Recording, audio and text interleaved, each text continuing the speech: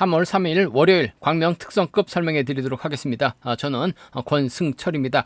이번 회차 특성급 SS반 선수들이 아무도 출전하지 않은 편성이 잘 적기 때문에 아무래도 결승 진출에 성공한 류재열이 상당히 좀 유리한 입장에서 경주를 펼쳐 나갈 수 있을 것 같습니다만, 다코스가 한 명 있는 것 같습니다. 6번 김우겸이 세종에서 동서 김포팀으로 훈련진 변경 후 확실하게 정착을 한 것 같습니다.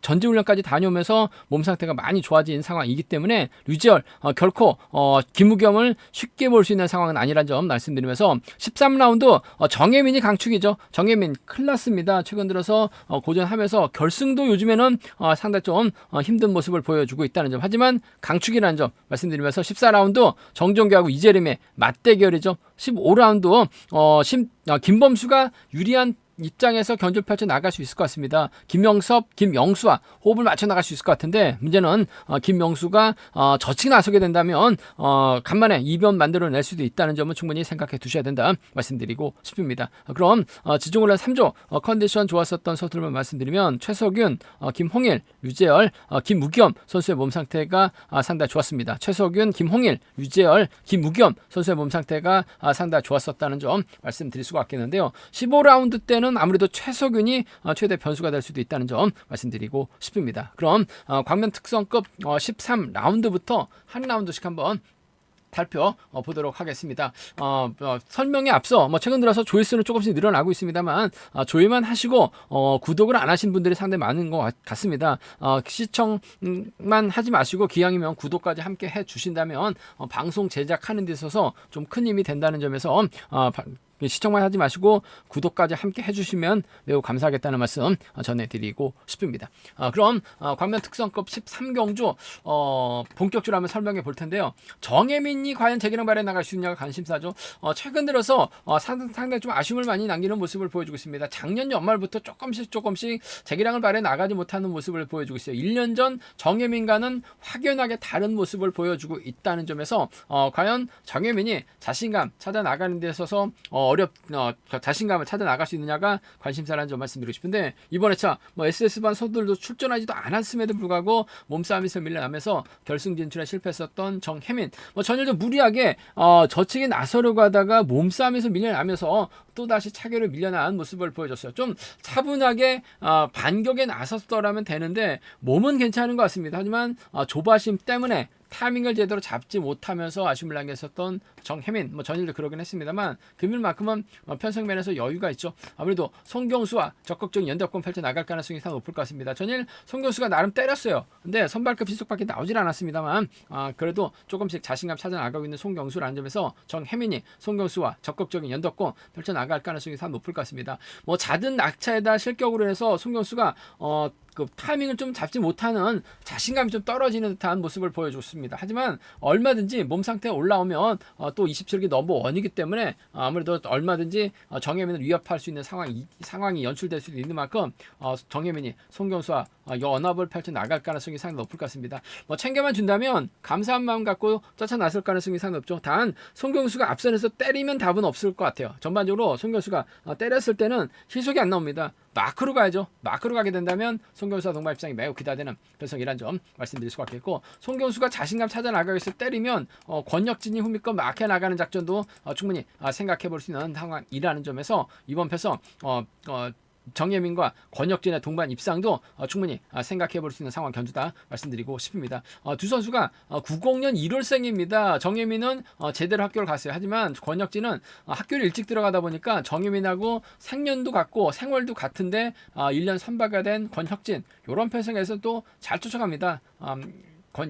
정혜민과 권혁진의 동반 입상 차선을 한번 가져가 볼 수 있는 편성이다 말씀드리고 싶은데, 아무래도 송경수를 직접 챙겨주는 작전이 기본이 되어야 될 것 같습니다. 차선까지 생각한다면 권혁진이 쫓아 나서는 경주 가능하다 말씀드리면서, 순리대로 간다면 아무래도 이들 중심으로 하는 전략이 안정감 있는 상황 견주란 점 말씀드리고 싶습니다. 여기서 변수가 정경호 정도가 끌어내게 된다면 3차권 정도는 충분히 생각해 볼 수 있는 상황이기 때문에 3차권 변수는 정경호 한번 노려보고 싶다 말씀드리면서, 아무래도 이번 편성에서 만큼은 정혜민과 손경수입니다. 정혜민과 권혁진의 동반 입상 중에서는 아무래도 손경수와의 후미권 마크 쪽에 좀 더 유리하고 안정감이 있다 말씀드리고 싶습니다.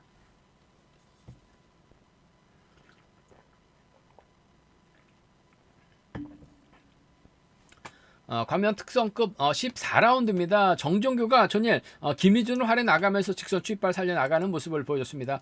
금요경주하고 토요경주 때 어렵이 몸싸움 밀려나면서 아쉬움을 남겼었던 정종교 전일 추입 승부로 자신감을 얻은 상태이긴 합니다.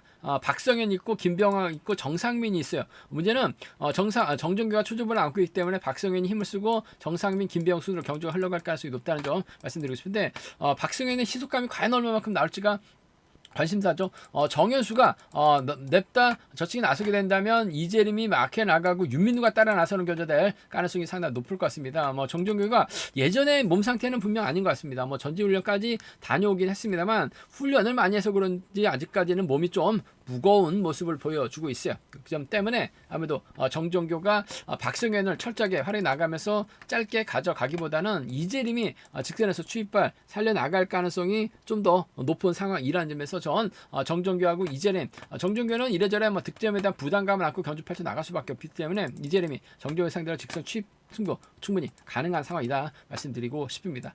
이재림하고 정종계 동반 입장 쪽 단 복승은 기본으로 가져가 봐야 되죠. 이재림하고 정종계 동반 입장, 이재림하고 정종계 동반 입장 기본적인 전략이 돼야 된다 말씀드릴 수가 있겠고 정현수 선행감이 좋게 나온다면 이재림이 정현수 몰고 와서 승부 타임 짧게 가져가는 작전도 충분히 생각해 볼 수 있는 상황이라는 점에서 이재림하고 정현수의 동반 입장 충분히 생각 가능한 상황 견주란 점 말씀드리고 싶은데 한차커도 노려본다면 아무래도 정종교가 빠지게 된다면 배당이 나올 수 있는 만큼 윤민우까지 한번 이번 편성은 먼저 한번 공략해보고 싶은 상황이라는 점 말씀드리고 싶습니다. 박성현을 몰고 가야 되는데 시속 자체가 안 나와요. 그 점 생각해 보게 된다면요 아무래도 이번 편성 이재림의 선정 가능성을 한번 먼저 공략해 보자 말씀드릴 수가 있겠고요. 정종교가 제기랑 발에 나가게 된다면 정종교 뒷자리는 정상민이 밀착 막혀 나가면서 쫓아 나서는 견주될 가능성이 상당히 높을 것 같습니다. 그 점 생각해 보게 된다면 아무래도 정종교하고 정상민의 동반 입상 정도는 함께 생각해 볼 수 있는 상황이라는 점 말씀드리고 싶은데 아무래도 이재림 쪽을 한번 먼저 과감하게 한번 공략해 보고 싶은 상황 견주란 점 말씀드릴 수가 있고 정종교가 정상민을 완벽하게 챙겨 나가는 견주가 되게 된다면 김비영까지는 불러들일 수 있을 것 같습니다. 아무래도 박성현이 타정부터 때려야 되기 때문에 잘 나와야 11초 단 중후반밖에 안 나오고 있는 이재림, 박성현, 이재림이 외세서 차가 나올 가능성이 높기 때문에 정종교가 좀 직선에서 세게 넘어갈 수밖에 없는 상황이라는 점에서 아무래도 3파권에서는 김병의 후미권 마크 정도를 한번 공략해보자 말씀드리면서 정종교가 득점에서는 앞서 나가고 있어 하지만 정종교보다는 이재림의 직선 추입발을 한번 먼저 노려보고 싶은 편성의 견주다 말씀드리고 싶습니다. 광명 특성급 15라운드입니다. 김범수가 객관적인 기량에서 앞서 나가고 있죠. 아무래도 김범수가 김범수가 직접 힘을 쓸 수 있는 상황인 것 같습니다만 힘을 쓰기보다는 아무래도 우수흥 욕심 낼 수 있는 상황인 만큼 김명수를 앞에다 두고 김영섭을 뒤에다 붙이는 견주 펼쳐 나갈 가능성이 상당히 높을 것 같습니다. 그렇게 된다면 강진남하고 최석윤, 최형이 받아가는 작전 펼쳐 나가려고 할 가능성이 상당히 높죠. 그 뒤는 윤전진이 막혀 나갈 수밖에 없는 상황이다 말씀드리고 싶은데 김명수가 요즘 선행력을 제대로 발휘 나가지 못했었던 견주가 상당히 많았습니다. 그 점 때문에 김범수가 아무래도 김명수 발휘 나가면서 좀 세게 넘어가는 작전 펼쳐 나간다면 김영섭 불러들일 가능성이 상당히 높기 때문에 전 이번 편성에서만큼은 김범수하고 김영섭의 동반 입장 쪽에 이번 편성 우선에 봐달라는 말씀 전해드리고 싶습니다. 김영섭도 이런 강자 빠진 편성에서는 들이댈 수 있는 상황인 만큼 김범수하고 김영섭의 동반 입장 쪽이 아무래도 유리하고 안정감 있다 말씀드릴 수가 있겠고 세종팀 협공위한 동반 입장 충분히 가능하죠. 철저하게 짧게 가져가거나 김범수가 김영수를 챙겨주는 작전 펼쳐 나가게 된다면 이번 편성 김범수하고 김영수의 동반 입장도 충분히 생각해 볼 수 있다 말씀드리고 싶은데 아무래도 김범수하고 김영섭의 동반 입장 쪽이 좀 더 유리하고 안정감 있다 말씀드리면서 변수 가능성이라고 한다면 김범수가 김영수를 몰고 가야 되는데 김범수가 김영수를 그 뒤에다 붙이고 힘을 쓰는 작전 펼쳐 나가게 된다면 김영수도 이번 회차 몸 상태나 컨디션 상태는 상당히 좋았어요. 점수가 좀 많이 낮아진 김영수라는 점에서 뭔가 좀 승부수를 띄게 된다면 김영수의 뒷자리는 아무래도 최석윤이 막혀 나가는 작전 충분히 생각해 볼 수 있는 상황이라는 점에서 김영수하고 최석윤의 동반 입상 한번 공략해 보자 말씀드릴 수가 있겠고 김영수의 뒷자리는 윤현준이 막혀 나갈 가능성도 배제할 수 없는 상황인 것 같습니다. 전일도 받아가는 작전 펼쳐 나가면서 또 착순권 진입에 성공했었던 윤현준이기 때문에 이번 편성에서만큼은 김범수하고 김영수하고 윤현준 정도는 충분히 생각해 볼 수 있는 김범수의 뒷자리는 이래저래 김영섭이 쫓아나설 수밖에 없는 상황인 만큼 김영섭이 젖히게 된다면 최석윤하고 윤현준이 쫓아나설 수 있는 상황인 만큼 김영수하고 최석윤입니다.